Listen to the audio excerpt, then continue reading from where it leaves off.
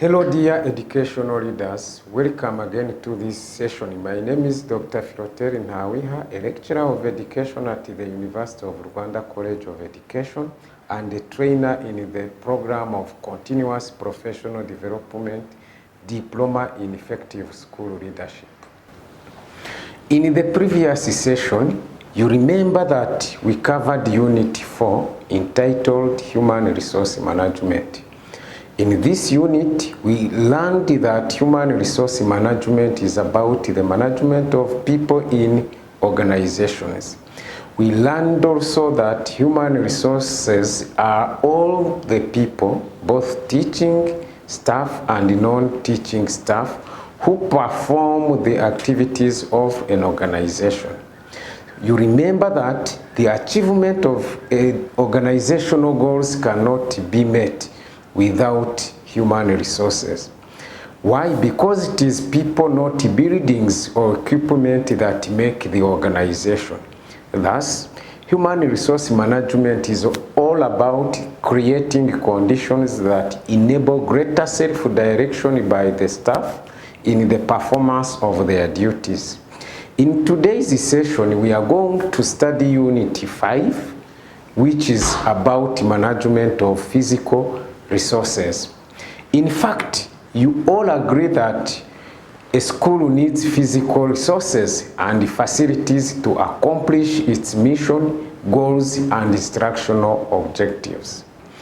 Therefore, physical resources that are resources that you can feel, move, smell, etc.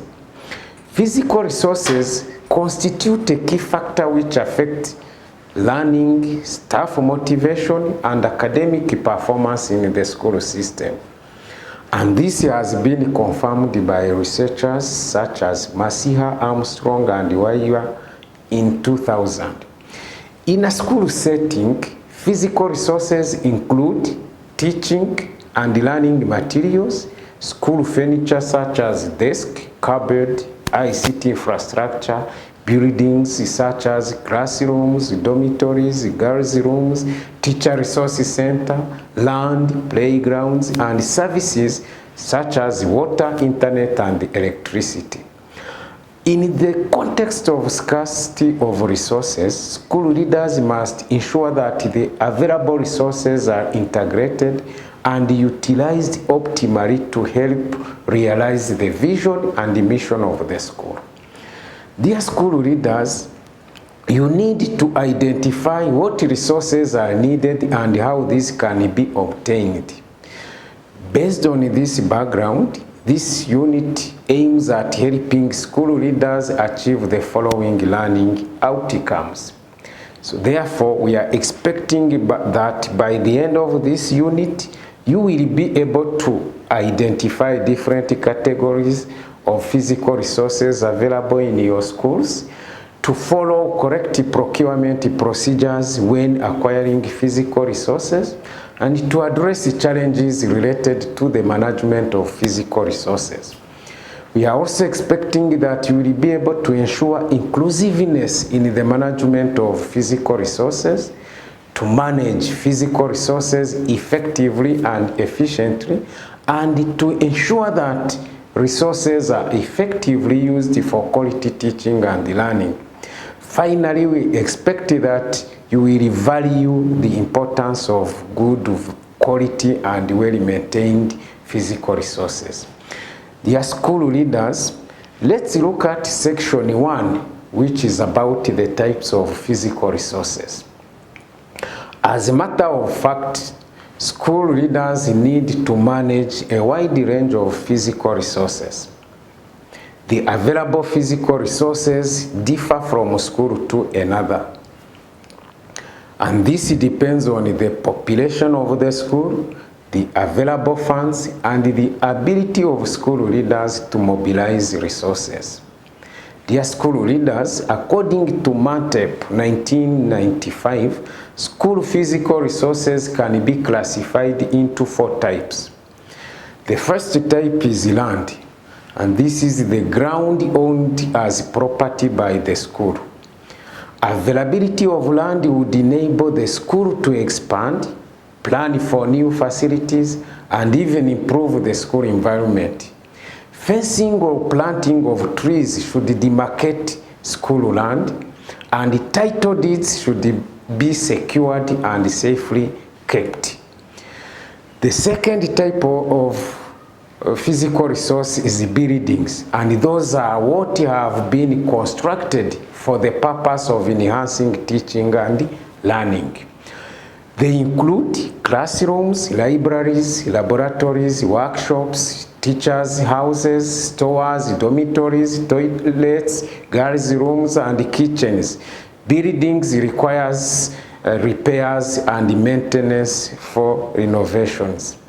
The third type is machinery and equipment, and this refers to those items that are used to produce teaching and learning materials, provide electricity and internet connection, generator, solar power unit, internet, etc. And for transportation of students and staff, cleaning the school compound, and carrying out activities such as learning. Proper repair and maintenance should be undertaken to ensure longevity. The fourth and last category refers to furniture and teaching resources, and these are indispensable in facilitating teaching and learning. Teaching resources include books, science laboratory kits, physical education kits, chalkboard, charts, and so on. Quick repair and immediate replacement for lost items should be undertaken.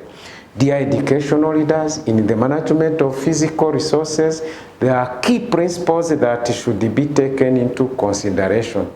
These are: first, all possible resources should be identified and used appropriately. Second, there should be effective use of all available resources. Third, local resources should be sought and manufactured wherever possible. Fourth, the use of resources should be carefully maintained and controlled. Dear educational leaders, in this session, we have discussed the meaning of physical resources. We have also covered the unit learning outcomes, the types of physical resources in a school, and the key principles of physical resources. I hope that you have enjoyed today's session, as it has practical utility in your daily school leadership practices.